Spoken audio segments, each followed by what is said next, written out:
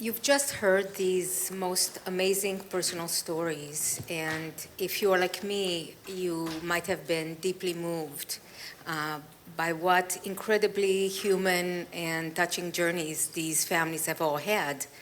And as you can see, surrogacy is about families helping families, and it is about these very deeply intimate, personal, life-changing experiences for all participants.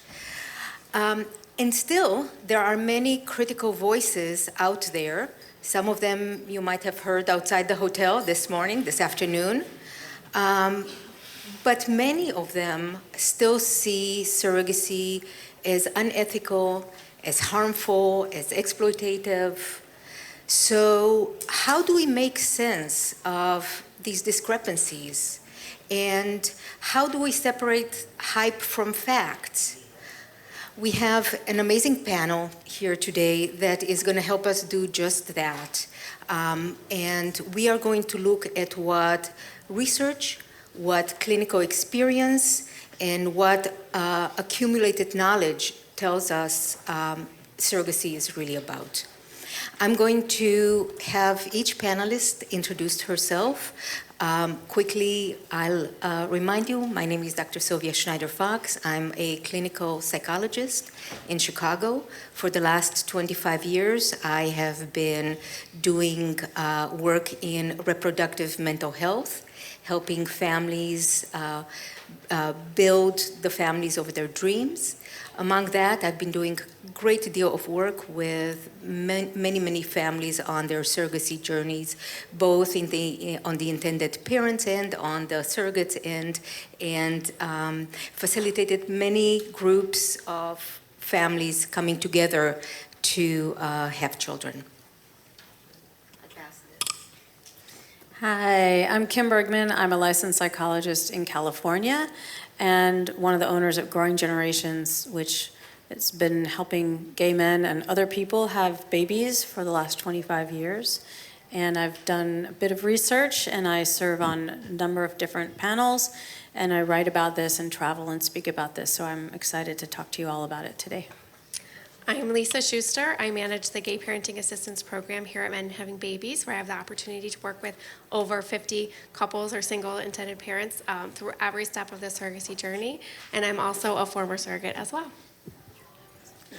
Hello, I'm Sara Jaffa. I'm a researcher based at the Centre for Family Research at the University of Cambridge, where we've been doing studies of families formed through surrogacy as well as studies of surrogates themselves. Dr. Jaffa is going to have to leave us a little earlier to catch a train back to London. And so I'm going to start with bombarding you with a lot of questions about research. So Dr. Jaffa, a lot of people say that no matter who the surrogate is, and no matter what she thinks ahead of time, and whether she thinks she's going to do okay in the process or not do okay in the process, in the end, surrogacy is by nature exploitative, and no matter what, surrogates end up being emotionally harmed by the experience. What do you know about research? What do we actually know from studies about the emotional outcome to surrogates? So we've done a project looking at the mental health of surrogates a year following the birth, and then followed them up 10 years. So we're looking quite long term in terms of their psychological well-being. And what we found is actually that the levels of self-esteem are within the normal range, are actually higher than the normal range, and that they don't really experience any long-term psychological problems as a result of being a surrogate. So at least in our studies, we haven't found any difficulties for surrogates, and that's looking at the sample overall. So we did have a few who were depressed, clinically depressed, but it wasn't always because of the surrogacy itself. It might be other things that had happened in their lives. So as a group, they were not at all more damaged? No, No, we actually found that they're very, very well functioning. And like I said, they either had good levels of self-esteem or actually particularly high levels of self-esteem. So what do you know, if anything, about what surrogates report regarding the relationship with intended parents? What do we know about their experiences, about how they look overall at that interaction? So again, looking at the same sample, so this is surrogates who have done surrogacy 10 years previously, looking at their relationships with the families that they had helped. In the UK, surrogates can help, can carry pregnancies multiple times. So of the 34 surrogates that took part in our study, they had actually done 102 surrogacy arrangements. So we looked at their relationship patterns with all of these different intended parents or parents now. And what we found was that the amount of contact they had with the couples did vary. Mostly there were really very positive relationships with the couples. Where they were disappointed is where they had the intention to stay in contact beforehand, and then the parents had decided to stop contact following the surrogacy. And in those cases, surrogates did express some level of disappointment about no longer having any contact. But generally, they maintained good relationships, and also the type of relationship they had did vary. So they weren't in contact with all of the intended parents that they had helped. And what we found was that it really did depend on the kind of relationship that they had built up with that couple in regard to whether or not they did maintain contact over time. So if I'm understanding what you're saying about the surrogates who were disappointed, it sounds like the disappointment was about the disruption to the relationship or the abrupt end to the relationship despite what they might have expected. Exactly. So not all the surrogates were expecting a relationship, and then of course if that doesn't happen, then that's fine because that meets their expectations. But it's when their expectations are not met, that's when they express disappointment. All right, so people say, okay, the surrogate might be okay, but she's got a partner, he didn't necessarily sign up for this. Do we know anything about surrogates, partners, husbands, how they fare in this whole arrangement where two new men enter their lives? So the surrogates that we spoke to in the UK all helped heterosexual couples' parents, and some of them did have partners. And the partners varied in terms of the extent to which they were involved in the surrogacy. So for some, they were very involved. They will meet up with the parents. They would go to meetings, for example. And others, the surrogate kind of kept it very separate from her own family life. So it really did depend. But all the relationships were strong relationships. And as we've heard in the previous panel, that support from home is actually really important for surrogates. Again, I think to reiterate the theme that we've been trying to come to throughout today, this is all about a community, both for you and for the surrogate. And it's about the relationship and the social network that supports the experience. And it sounds like that's what the research seems to show as well. Yeah, that's right. All right, so I'll continue to play devil's advocate here for a second. And I'll say, okay, well, the surrogate may be an adult and her spouse or partner might be an adult, but she has children and they're minor, and here they are being subjected to a life-altering relationship experience that maybe other kids will see, other kids will comment about. It might harm them, and they're not adults, and then they don't have the capacity to consent. Do you know anything about how kids fare? Surrogates' kids. Yeah, so we've interviewed children of surrogates and also asked them to complete questionnaires, which again are assessing self-esteem and also whether or not they have any psychiatric problems. And we found that in terms of the mental health, it's very good overall. The children, I'm calling them children, but actually we interviewed children of surrogates who were aged between 12 and 25, so that some of them were actually young adults. And it varied in terms of when we asked them about how they felt about their mother being a surrogate. Sometimes they couldn't remember because they were quite young when that happened. Other times they did remember it. And they all felt very positive about the surrogates. They're all really proud of their mother's role as surrogates as well. And again, it varied in terms of how involved they were in the surrogacy arrangement. So some of them used to, meet the intended parents, and others didn't. But all of them felt very positive about it. And some of them were in contact as well with the children born through surrogacy. Others weren't. And again, mostly they were happy with whether or not they had contact. They were quite happy with that. And I think this, again, resonates with what we've been hearing on the panel before and the stories that you've heard here, and certainly what our clinical experience seems to indicate as well. All right, so staying on the theme of children, let's move from the surrogates' children to your potential children, to IP's children. So we'll start broadly. There's still a lot of voices there that will say kids born to two dads are harmed. Not having a woman in their life, being raised by two men, is emotionally harmful to children. Do you have any evidence, any studies that would tell us what's happening about that? So there have been a few studies now which have looked at families formed through surrogacy and headed by gay couples. One's a cohort in the US, one's a European study having taken place in 3 different European countries, and there's another study in Italy as well. And all the studies have found that actually there are no sort of negative consequences for the children of having been born in this way. Children don't seem to have more problems psychologically, and also where measures of attachment have been conducted, that actually they form similar attachment patterns to other families. So far at least, I mean, in these studies the children are still quite young, but so far there don't seem to be any sort of negative impact of having been raised by gay couples. If anything, what was found is that those who experience more stigma seem to be reporting more problems for their child. So it wasn't really related to there being two dads, it was more about the experiences they were having externally in to the family. Okay, all right, so fine. So the kids might be okay because they have two dads, but are they okay being conceived through surrogacy? I mean, now we're talking about them having an egg donor, possibly, having a surrogate having carried them. That makes for a complicated birth story. You might argue that kind of screws them up somehow. What do you know? Yeah, so there haven't been very many studies which have directly asked children how they feel about having been born through surrogacy. We've been, at the Centre for Family Research, we've been carrying out a longitudinal study of families formed through surrogacy, headed by heterosexual coupled parents, and we've been following those children from the age of 1 to when they were last seen at the age of 14. And we asked them how they felt about having been born through surrogacy. And most of them actually felt quite indifferent about it. It wasn't really something they thought about very much. It's not something that comes up in conversation very much anymore. It's really not an issue for them.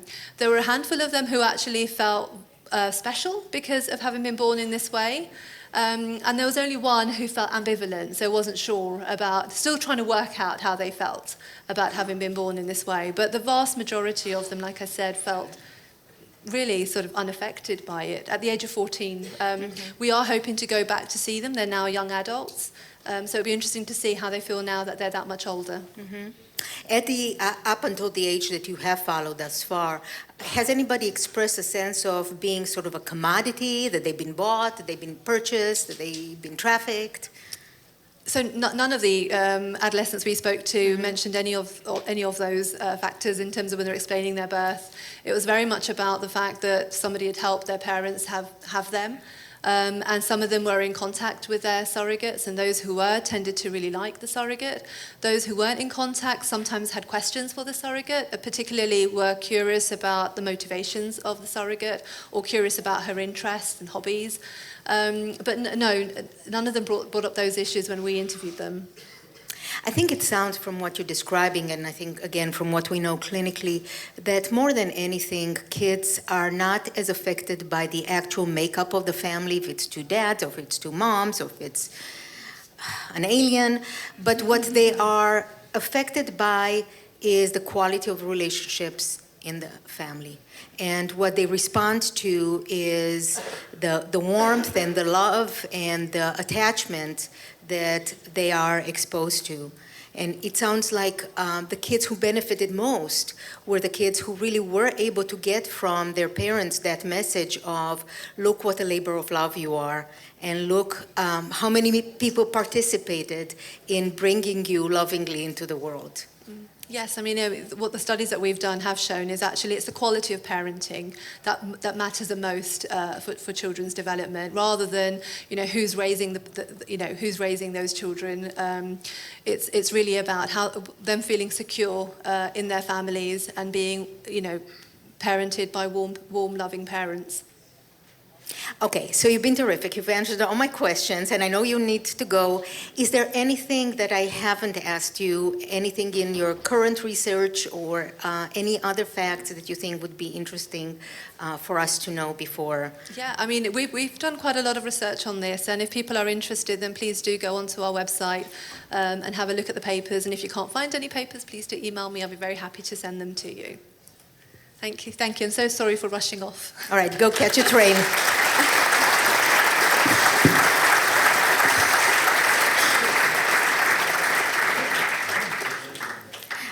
Okay, I will say one more thing on the topic of teenagers and how teenagers understand their stories and how they talk about the experience of being raised specifically in a gay parent family.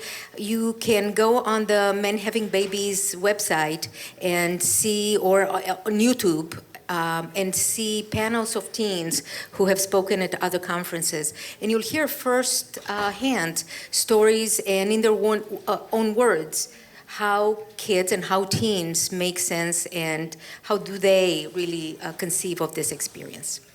All right, so I've let you be quiet for too long and you have so much to say, so I'm looking forward to hearing from both of you. Let me start with Dr. Bergman. Okay, so we've heard about Vasanti's research, and we heard a little bit about the relationship in the sort of the dynamics between the surrogate and the intended parents, and we know that that's generally very positive, but that's not always the case. There might be challenges, there might be difficulties. What are typical issues and difficulties that might come up in those relationships? So the relationship between the intended parents and the surrogate is a real relationship. And it's also a really unique relationship. It's going to be something different than you've ever experienced with anybody in your life. And it's a strange kind of intimacy with a total stranger embarking on something that is arguably one of the most important things you'll ever do. So when you put all that together, there's a lot of potential for anxiety, for upset, for challenges. So what's really important in the relationship is initially setting realistic and authentic expectations. You want to be yourself. You want to put your best foot forward in the relationship, in the match meeting and in the beginning, but obviously you obviously want to be yourself, because otherwise you're going to be matched with the wrong surrogate. And you want to be honest about what you're hoping for in the relationship. There's no one way that the relationship has to be. There's a wide range of acceptable as long as everybody's on the same page. There are surrogates and intended parents who want a fairly transactional relationship. There are surrogates and parents who want to become really close, extended family with each other, and everything in between. I would say those are the two extremes, and most people are in the middle. But what's really, really important is making sure everybody's on the same page. So talking about it with a professional in a match meeting, going through all of the salient issues, not only about what your expectations are for medical care, for things like termination, for twins, for breast milk, for who's in the delivery room, but also expectations about your relationship. How often are you going to talk? How intrusive are you going to be allowed to be? And even though this is your pregnancy, it's her body. And some surrogates allow total intrusion, and some surrogates are more reserved. And neither one of those is right or wrong as long as everybody's on the same page. So surrogacy is kind of an interesting dynamic by way of control, dependence, and interdependence. Because here are, again, two families where the stakes are very high for everybody. One person is carrying a child in her body. Another couple or person is looking at their future child. So the stakes are incredibly high, the emotions must be incredibly intense, and yet each side is asked to give up some control and to depend on the other side and trust the other side. what are some issues that come up in this interplay of dependence and interdependence? Well, I think you hit it. I mean, trust is the key. And, you know, what I say to people is you'll very likely have a baby through surrogacy, if you pursue surrogacy, with or without trust. But you're surely going to have a miserable journey if you don't trust the process, if you don't trust your experts, if you don't trust your surrogate. If you cannot trust your surrogate and the process, then it's the wrong process for you, because you cannot control most aspects. You can control who the experts are that you hire, and you can be sure that you really trust them and you feel very secure with them. And they, in turn, will do their best job to take care of you and to fully screen your surrogate and to match you appropriately. But even with the best experts, nobody can guarantee how a surrogate's going to react or act. The best screening doesn't guarantee that she's not going to complain about something or push back on something. And it is a dance, and it is an interplay. So trust is really, really at the core. Communication is also imperative. Good communication, open communication, setting boundaries for communication, and flexibility. This is a really up and down roller coaster ride, marathon, and flexibility is going to be really important.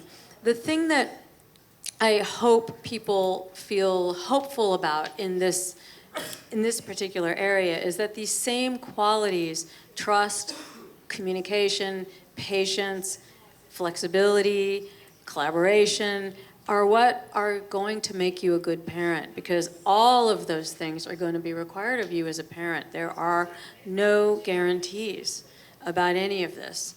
And you can do everything right, and you can still have things that don't go right. And you can do everything right and have little speed bumps, and they're a normal part of the process, and they can feel like tragedies. And you can be the kind of person who has tragedies and takes them in stride.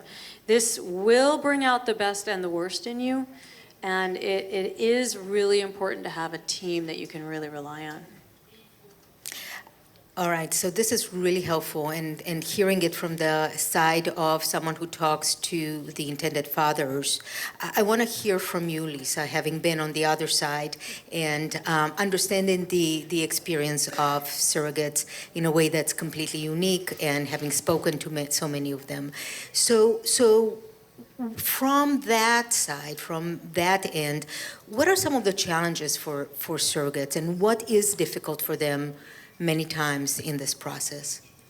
I think from a surrogate's perspective, and kind of looking at some of the same concerns or things that you might have going in it are echoed back with your surrogate, wanting to know if they can trust you and what the communication is going to be like. So it's really, those same reservations and those same fears that you might have, your surrogate is having it as well. Because she is going into a really intimate relationship with people that she's really just met. So it's really a lot of unknown.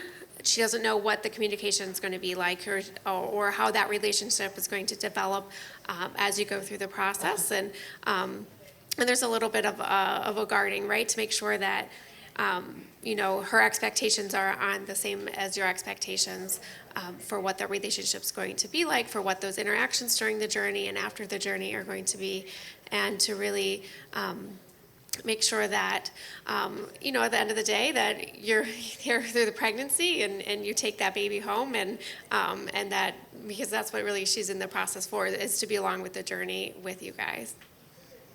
All right, so we're talking to a crowd who doesn't know probably a ton about female reproductive life, probably. You will learn more than you ever care to know, we know that. But what are some physical, medical challenges that surrogates find themselves tackling throughout the process? So there is really a lot that goes into surrogacy when you're talking about the medical aspects of it. And as far as the relationship goes, or how open a surrogate is, it varies across the board. So really, if you're with your surrogate through the transfer, if you're coming to her OB appointments, and certainly if you're there with her at delivery, there's a lot that's going on. There's a lot that's a lot of words there that you're probably not used to saying and talking about, that you're going to have to discuss and talk with your surrogate, or at least I hope that you are willing to go out there, because you really are going to be part of this process with her. So really understanding, what it means when her period starts and she's going to have to go in for the testing that she needs for transfer, and really understanding what the changes that she goes through during the pregnancy, and then really being open to being in communication and on the same page of what that delivery is going to look like, because there's a lot to be seen or not seen, depending on what your surrogate or your preferences are. Okay, so there's a lot that's happening to her physically. There's a lot that's happening to her body. What happens to her family life and to her work life? Surrogates don't just land from outer space. What happens? There's a lot of disruption that goes into a surrogate's life from the very start of the process. She's now having to go to appointments, to travel to the clinic, and on a very strict schedule most of the time, taking her away from her family, away from her job, and then through the whole pregnancy, there is a lot of involvement that's required, really, from her support system, whether it's her family, her friends, to help sort of mitigate all of that time, that disruption that goes on throughout the pregnancy. All right, so one of the things that happen with surrogacy is that you can't really, as a surrogate, keep it secret or private. You are pregnant for the whole world to see, and everybody asks you, when are you going to have your baby? And you have to tell a story. So how does a typical surrogate, or how do surrogates find this whole experience of coming out to the whole world with this story, and really being visible in their social network with this journey that they're taking? That's a very interesting really journey that a surrogate goes through, because there's no hiding a pregnancy, and she's going to get questions and people are going to ask. And so making that decision, and sometimes people choose not to tell the cashier at the grocery store that it's a surrogacy pregnancy, but the people you see every day, you're really going to have to say something to.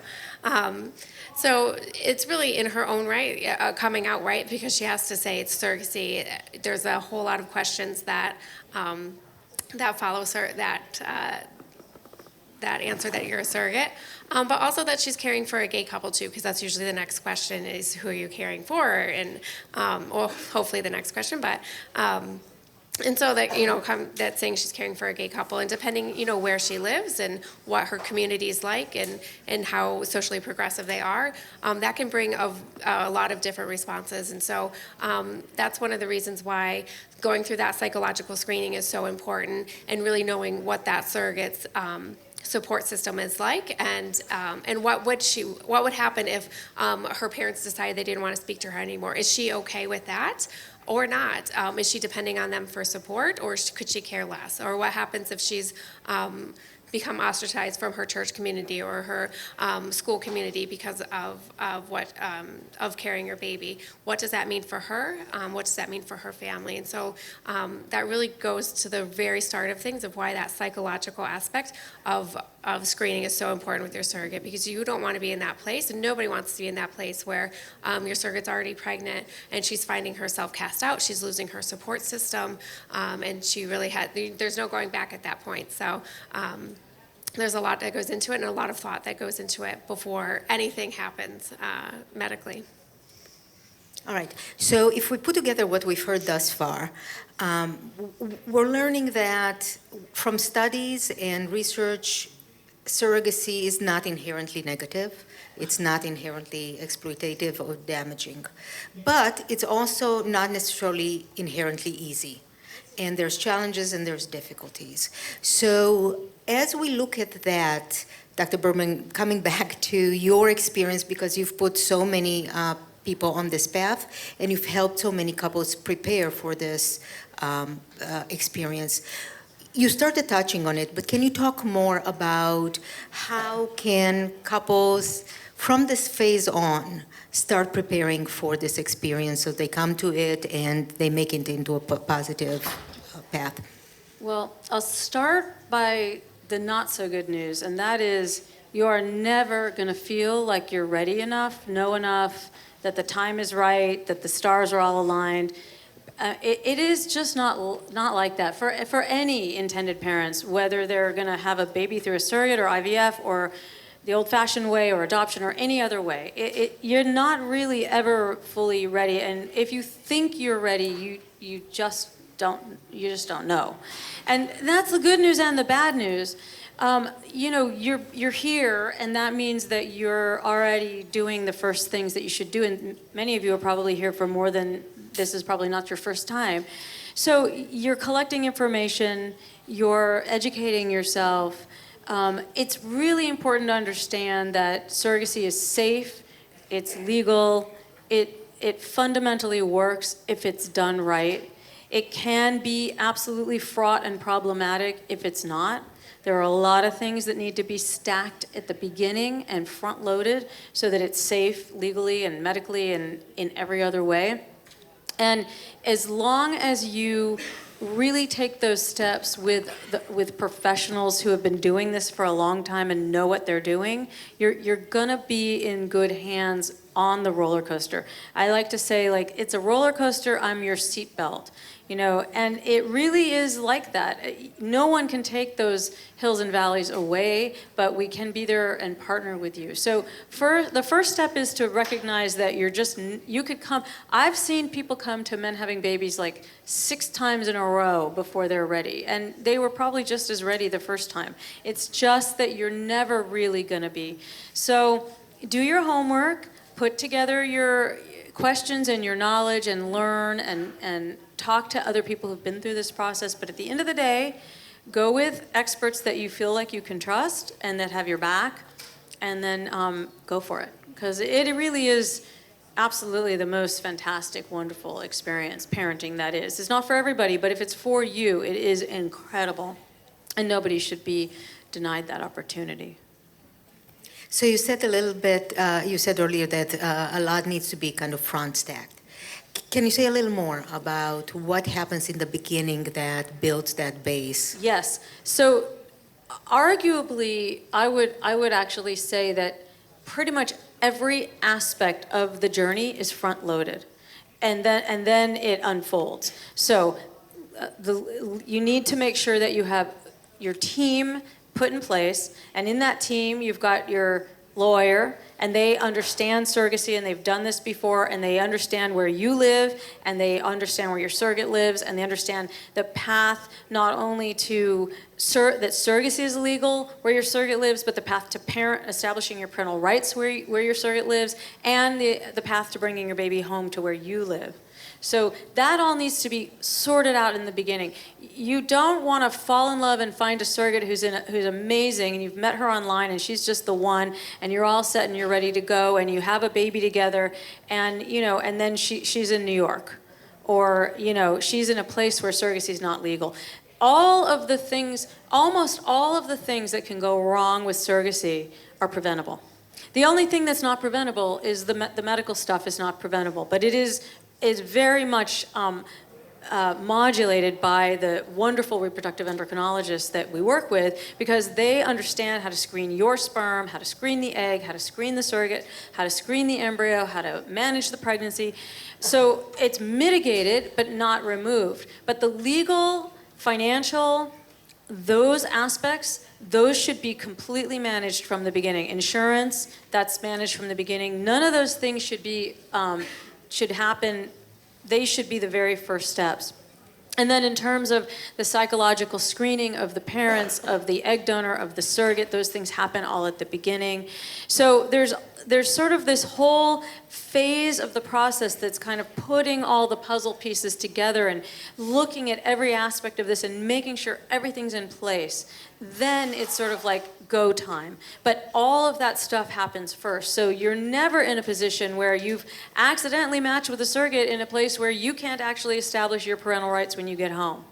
Or you've spent some money, but you didn't know that you actually have to repeat that money 3 or 4 times every single time your surrogate needs to be screened, or something like that. All of that needs to be spelled out at the outset. And similarly, with the match with the surrogate, everything is discussed in great detail with a professional so that nothing is left up in the air. You know, I used to do independent screenings of egg donors way back in the day.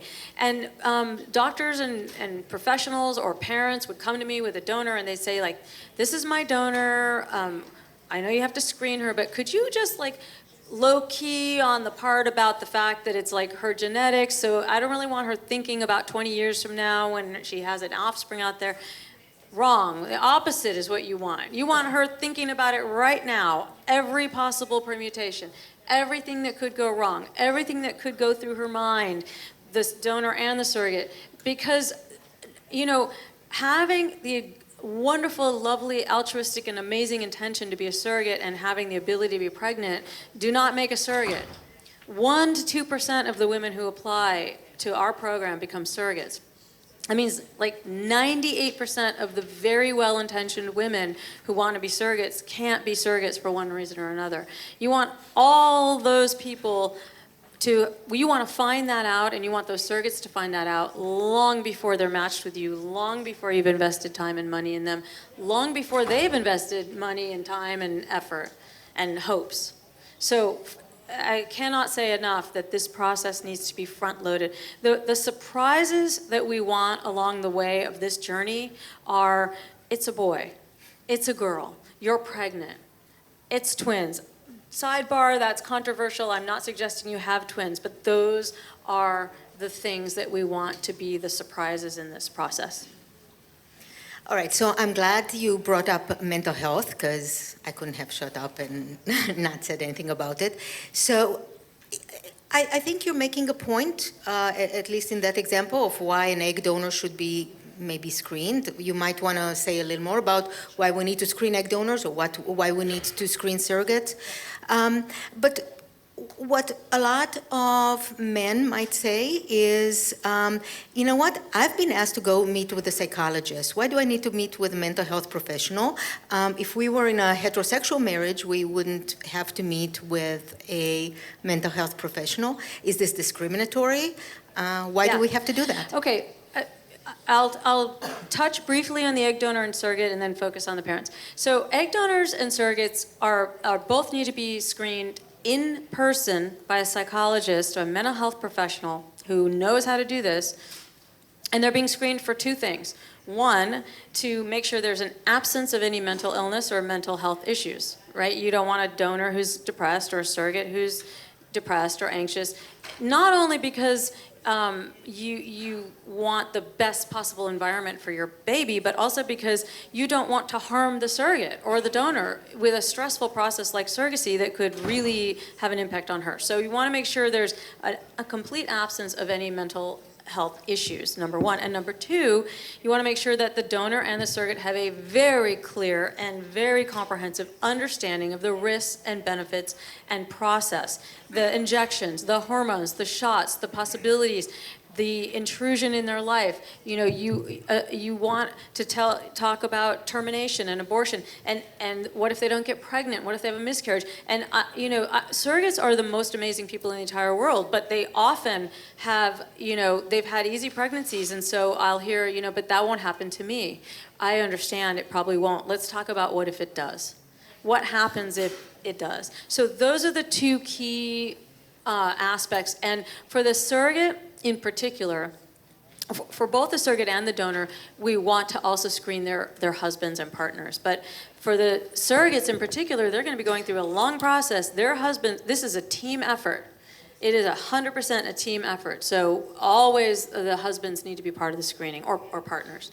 So for the intended parents, okay, so first of all, I will say that I don't think anybody discriminates between gay or heterosexual intended parents using third party. I think everybody who requires screening requires it across the board for anybody who is using third party.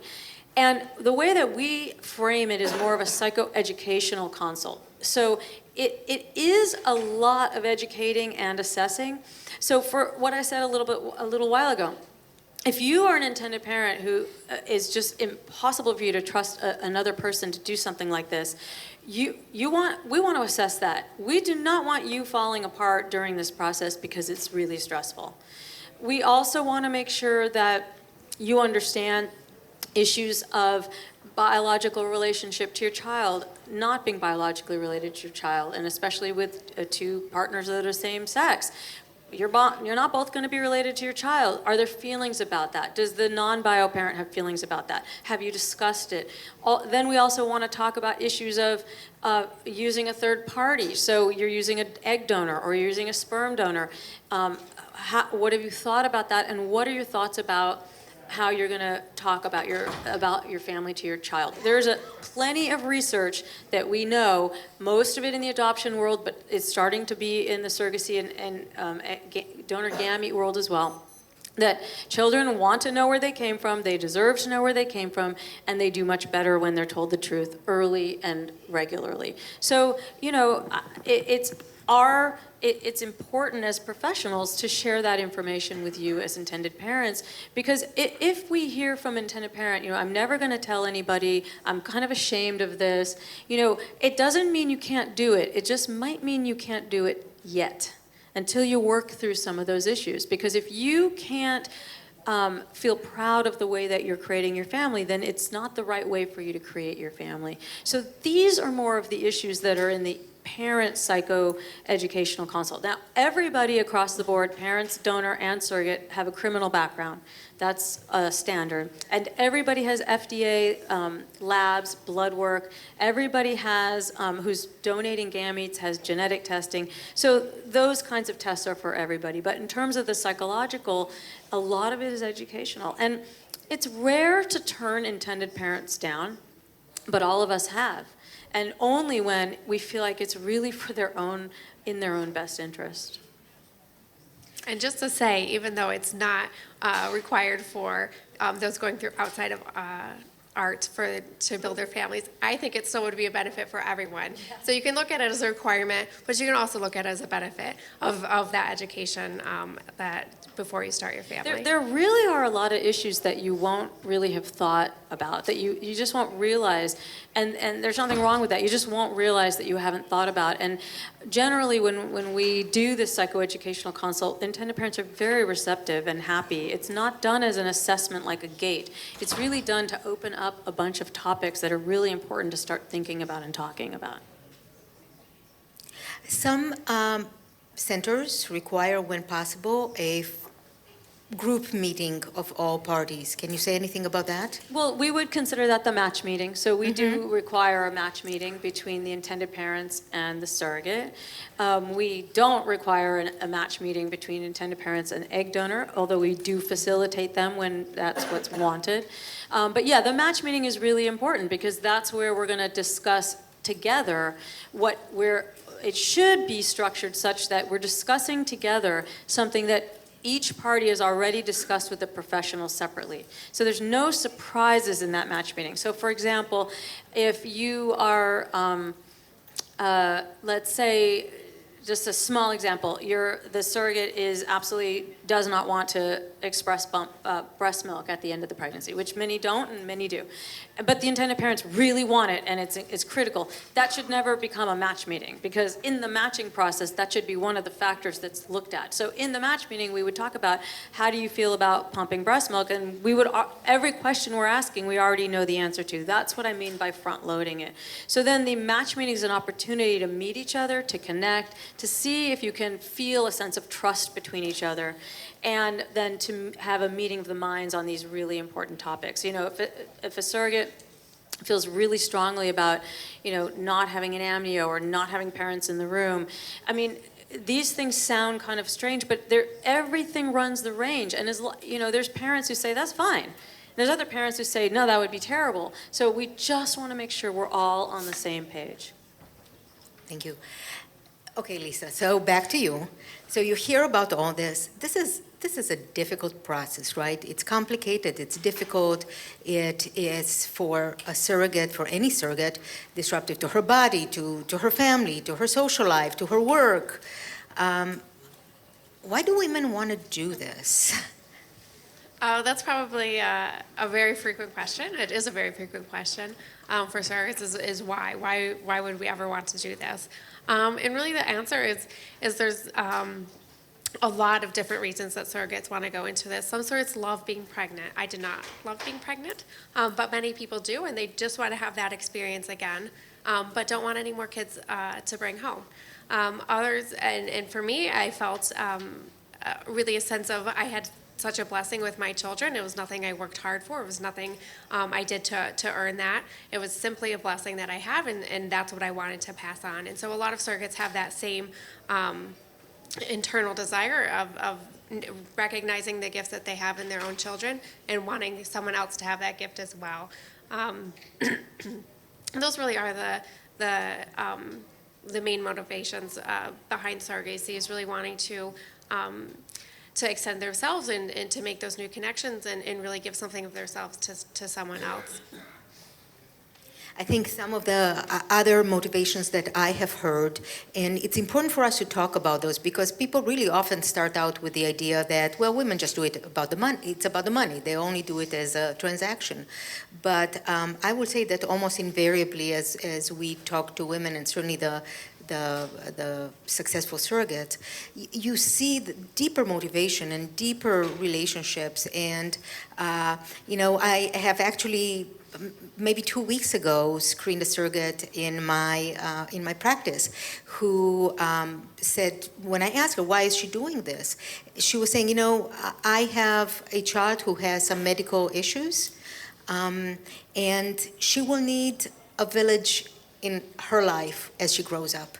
And this is my way of paying it forward. I hear a lot from surrogates, some variation of, we don't have a lot of money. We cannot be philanthropists, but this is our way to do something good in the world. This is our way to bring some joy. This is a way to make a mark in the world. And I think a lot of times the motivations can change throughout the pregnancy. So maybe at the onset, a surrogate might look at this as, this is something I will enjoy and I would like to do, but the monetary part of it, it's maybe something that's going to allow me to stay home with my children for another year, another 2 years. And then as she gets started in the process and gets to know you and to work with you, really, that relationship and that motivation behind it really starts to shift as those actual connections and those actual relationships are formed. All right, so Kim, both Lisa and I are offering some anecdotal evidence and some thoughts about the motivation of surrogates. What do we know clinically and research-wise about generally what motivates potential surrogates? Yeah, I would say surrogates are, both of you have expressed what surrogates are motivated by a very healthy mix of altruism and healthy self-confidence. They feel like they have something unique to give. This is a special contribution that they can make. And, they derive their greatest joy out of being parents, as do many parents. But for surrogates, it is really, they derive so much joy out of it. And the ability to give that amount of joy to another person is incredibly motivating. I have talked to thousands of women who've been surrogates. And the golden moment for them is in the delivery room, not when they see the baby. And I've been in the delivery room with many surrogacy families. The surrogate is not looking at the baby. The surrogate is looking at the parents, looking at the baby. The moment that the parents lay eyes on their baby has been described to me as addictive, the gold at the end of the rainbow, life-changing, soul-filling. this is the moment. And I have had the privilege of witnessing that moment many times, and I can attest to it. I'm looking at the surrogate, she's looking at the parents, they're looking at the baby. I mean, it's amazing. It's amazing. So if you can do that by simply, and I say simply very guardedly, but that's how the surrogates see it, simply doing something that their bodies do naturally very well and quite easily, then it is a no-brainer for women who become surrogates. It is an absolute no-brainer. And this conference is really great because you get to actually see real-life surrogates. For most intended parents, when they have never met a surrogate and it's only an abstract concept, it is very hard to fathom who this person could be. But when you meet surrogates in real life, you get it. And I know what I'm about to say sounds like a sort of a backwards compliment, but as special as she is and as the surrogates are who you heard from earlier, they're very typical. These are not like the special standout surrogates that we pulled in to just make surrogacy look really good. These are typical surrogates, I mean, right? These are typical. They're all like this, some variety of this, but this is, and as a psychologist who's been doing this for 25 years, I know at the first 5 minutes of a psychological screening if I'm sitting with her or not. I still do the screening, she still has to pass the screening, but I know if I'm sitting with Lisa in the first 5 minutes of being in the room because that's who surrogates are. And for a surrogate, it is a calling. Yeah, I completely agree that you can just tell in the interaction and you can just tell in the immediate presentation of a person. And I think that it speaks to maybe what we want people to take out of this session more than anything, that surrogates, beyond anything else, come to this process with heart. And this is a difficult process that disrupts their bodies, disrupts their lives, disrupts their relationships, but they put their heart in it. And we want to make sure that they are treated in a way that makes this experience as gratifying and as successful and as positive for them as it will hopefully be for you as well. So this is sort of my part of questions. Just before I move on, I just want to say something that Dr. Berman hasn't said about herself, but because you're humble and you don't talk about it, but I know. So she is straddling, she is a member of the American Society for Reproductive Medicine and has been straddling leadership of both the LGBTQ special interest group and is the incoming president of the mental health professionals group. So I think if we were to choose in the entire United States, the one person who knows most about mental health, knows most about LGBTQ, she's sitting in front of you right here. All right, so.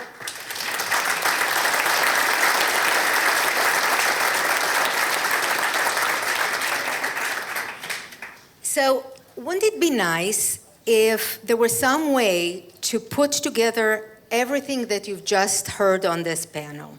The result of studies and the results of research and the clinical experience that we have and the voices of surrogates. And wouldn't it be nice if there were some document that sort of mapped out how to go about surrogacy in an ethical way, in a positive way, in a way that is not exploitative, that is human and gives everybody in the process rights and dignity? Well, guess what? Men Having Babies a few years ago did just that. They put together a committee of former surrogates or present surrogates and intended parents and experts, and they came together with a document that gathered all this information we were just presenting to you and created what I don't know if they would call, but what I would call a manifesto, a framework of ethical surrogacy. And this framework, this document is found on the Men Having Babies website in translation in many languages. I don't know how many, Ron. I don't know if you know of the 6 or 7 languages. Hopefully you'll find yours. And so I strongly, strongly advocate and encourage you to read it and look at it with your own eyes. Because this document has 3 parts. The first part is called Principles, and it speaks to some extent about law. It speaks to some extent to legislators. And it says, look, let's take all this information that we've gathered and let's come up with a legal system that allows surrogacy in an ethical and humane and beneficial way for everybody. And it can be done and it should be done, and here's how you do it. And in that way, some of the examples that are in the framework are things like there should be some regulation of the surrogacy process. It shouldn't be a Wild West, and there should be some limits and boundaries that limit the risk, medical and emotional, to surrogates. Surrogates should receive independent medical care and independent medical advice so that they can make their own decision about whether this is medically right for them or not. They should have an independent, clear voice without an agenda that explains to them what the risks are to their bodies and to their health. They also should be strongly encouraged to seek independent legal and mental health support, so that, again, nobody with an agenda guides them through it. So they are strong and they are autonomous, and they are able to make these decisions themselves. That way, we can counter the voices that say, oh, surrogates are weak, surrogates cannot make their own decisions. We want to empower any woman who wants to be a surrogate in an ethical model. We would empower any woman who wants to be a surrogate to have her legal team, to have her mental health team, to have her medical team, so she understands what she's getting into, so she can make an informed decision, and that she can step into this process really strongly and with sound mind, and not from a place of weakness ever. The second part of this document talks about what we call protocols for providers. And this is a guideline of, a set of guidelines for treatment, I would say. That means how providers, agencies, clinics, professionals need to conduct themselves in their interactions with the surrogate in a way that, again, protects her from harm, protects her from exploitation, and makes the whole process cleaner and more ethical. So, as I said, surrogates need to be fully informed, for example, about the treatment. They really need to understand every single risk, no matter how small. They really need to understand what they're getting into, good or bad, and have very clear expectations.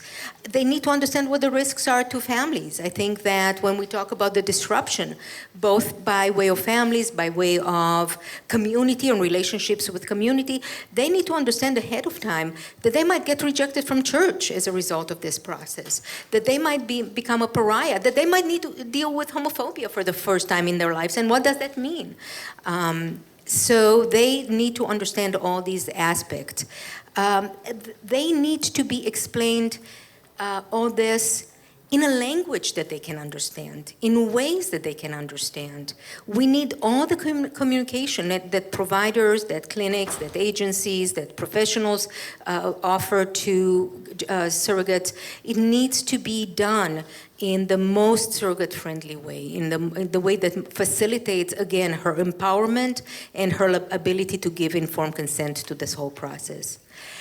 Another item, for example, on this list, and there's many of them, and again, I won't get in that much detail, but please look at it. Another item, a suggestion for ethical treatment by agencies or doctors and clinics is that every surrogate, no matter what her agreement is and where she's coming from, should have the right to see and hold the baby after delivery. That, again, this is not a process of snatching a baby from his or her mother's arms, that surrogates be allowed to have that moment, to have that connection, and then make extensive agreement, as we said, as Kim was saying earlier, really speak at length about what her needs and expectations are about this process. So these are the two parts of this framework for ethical surrogacy. The last part is the part that I want you guys to know most about, and if you don't read anything else, read that part. Because we call that part best practices, and best practices might be misleading.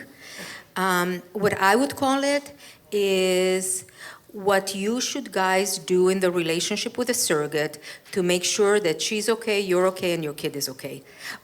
But that's too long a title, so we call it best practices. But this is the part where we have suggestions about how to be in a relationship with a surrogate in a way that is respectful, honoring her, giving her dignity, giving her rights, balancing all that with your needs as fathers, but also making sure that this experience is an ethical and clean and an experience that you can be proud of, she can be proud of, her family can be proud of, and your children can be proud of. So the bottom line of that part, what's most important about it is that what you want is to remember that regardless of how much money you pay your surrogate, she is not a commodity. She is not an employee. She is not for hire. She is not a servant. She is not any of the above. She is your partner. And she is your partner in the most important life transition that you, either as a single or you and your partner as a couple, are going to go through in your life. She is your partner in putting your family together. And as such, she is not a commodity, not a worker. She is someone who deserves all the respect and the gentleness and the relationship emphasis that you can afford her. The second thing that it's really important that you remember in this is, and Kim touched on it a little bit, throughout this process, it will be hard at times. There will be many times where there might be challenges by way of control. And we talked about you are dependent on her. You want to control some of the things she does. You want her decisions to benefit your child. This is a very difficult dynamic, and it's a very difficult emotional challenge to all of you.